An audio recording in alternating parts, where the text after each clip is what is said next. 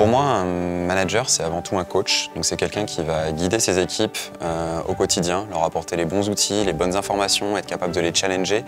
Et pour ça, je vais vraiment attendre de mon équipe qu'ils soient vraiment force de proposition, responsables et qu'ils maîtrisent, on va dire, leur projet, leur sujet en lien direct avec leurs partenaires.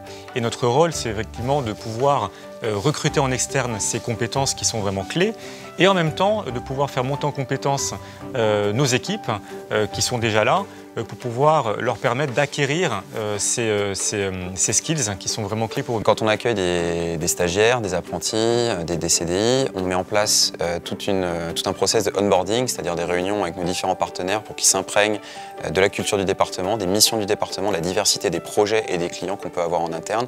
Il y a un vrai accompagnement donc sur ce point-là, sur les outils aussi qu'on utilise. Alors nous, on accueille à peu près une dizaine de stagiaires apprentis au sein du département RMA.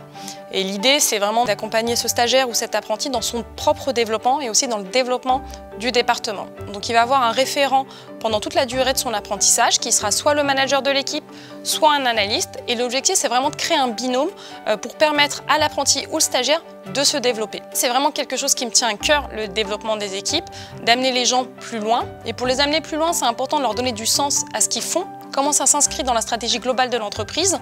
Et ensuite, pouvoir, je dirais, rebondir sur la manière dont ils vont travailler, sur le travail qu'ils délivrent de manière très positive. L'idée, ça va être de faire un retour assez régulier sur ce que le collaborateur aura fait, avoir un échange et un dialogue ouvert. D'où l'importance en fait d'instaurer un climat de confiance et de l'écoute dans la relation qu'on a avec ces équipes pour justement leur permettre de se développer.